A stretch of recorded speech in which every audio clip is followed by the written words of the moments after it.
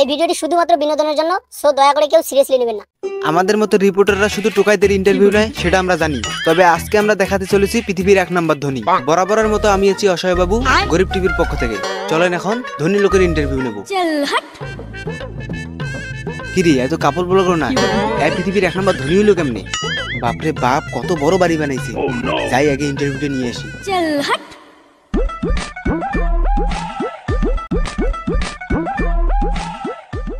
তো আপনার সফলতার পেছনে কার হাত আছে, যদি দর্শকদের উদ্দেশ্যে এই বিষয়ে কিছু বলতেন।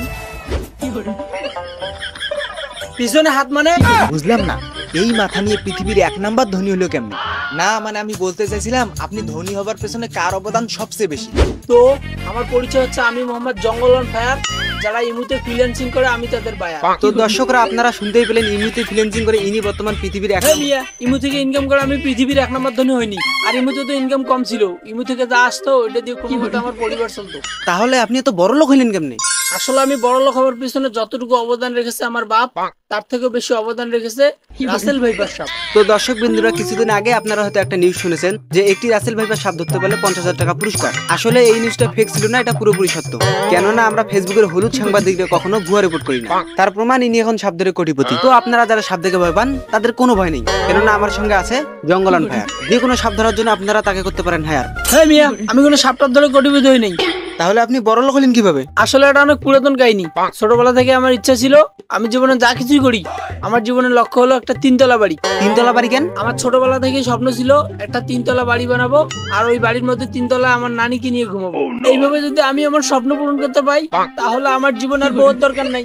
যাই হোক, পৃথিবীর 1 নম্বর ধনী হওয়ার গল্পটা একটু আমাদের বলেন। আমার নানি একদিন আমারে কইলো, যারা ভাইরাল আছে তাদেরকে অপমান করে ভিডিও বানাও। এলেক্স বলদ, গাই বসু শো, যারা ভাইরাল ক্যারেক্টার ছিল তাদেরকে অপমান করে ভিডিও বানাইতাম, আর মিলিয়ন মিলিয়ন ভিউজ পাইতাম। দিন দিন আমার জনপ্রিয়তা বাড়তেছিল। তার মানে আপনি যা করেন সব আপনার নানির বুদ্ধিতে করেন? আর এদিকে আসেন, আপনাকে একটা গোপন কথা বলি।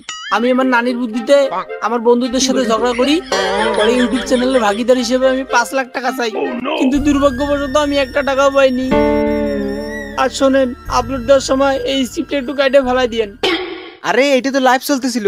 আরে না, আমি কোনো ঝামেলা টামেলা করি নাই, উল্টা ওরাই তো আমাকে অপমান করে তাড়া দিছে। যাই হোক, সবাইকে রোস্ট করে আপনার দিনকাল কেমন যাইতেছিল? দিনকাল তো ভালোই কাটতেছিল, কিন্তু হঠাৎ আমার জীবনে নেমে আসে অন্ধকার। এখন মিস্টার জায়েন্ট জ্ঞান লিখ বাজি দেয় না, এলেক্স বলো তো টাকি মাছ ধরে না, আর গাই পেছনের এখন বিচ্ছেদ হয়ে গেছে, তাই ঠিক মতো ইনকাম আসতেছিল না। আমি বুঝে গেলাম এই দেশে আর আমার বাপ নাই, তাই আমি চলে গেলাম আমাদের পার্শ্ববর্তী দেশ ভারত। সবাই সৌদি আরব যায়, আপনি ভারত গেলেন কেন? সৌদি যায়নি, কারণ কালা অনিক নামে একজন প্রবাসীর বড় ফ্যান ছিলাম আমি। সে এখন সফল বউ ব্যবসায়ী। যাই হোক, ওনার ভিডিও দেখতাম। উনি ডাস্টবিনে পড়ে থাকা ভাত থেকে শুরু করে রাস্তা আবর্জনাযুক্ত সকল প্রকার খাবার খাইতো, তাও আবার হাত না ধুয়ে। ওনার ভিডিও দেখে আমি বুঝেছি সৌদি আরবের প্রবাসীরা অনেক কষ্টে থাকে, আবার ঠিক মতো খাইতেও পারে না। এই জন্য আমি আর সৌদি আরব যাইনি। আসলে আপনি ভুল বুঝেছেন, প্রবাসীরা অনেক কষ্টে অর্থ উপার্জন করে, সেই অর্থ আমাদের দেশকে অর্থনৈতিকভাবে সহায়তা করে। কালা অনিকের মতো কিছু ধান্দাবাজ বাটপাররা ভিউয়ের লোভে উল্টাপাল্টা কন্টেন্ট আপলোড দিয়ে ইয়ং জেনারেশনের মনে প্রবাসীদের প্রতি ঘৃণা তৈরি করে। আমাদের মনে রাখা উচিত, প্রবাসীরা আমাদের দেশের সম্পদ।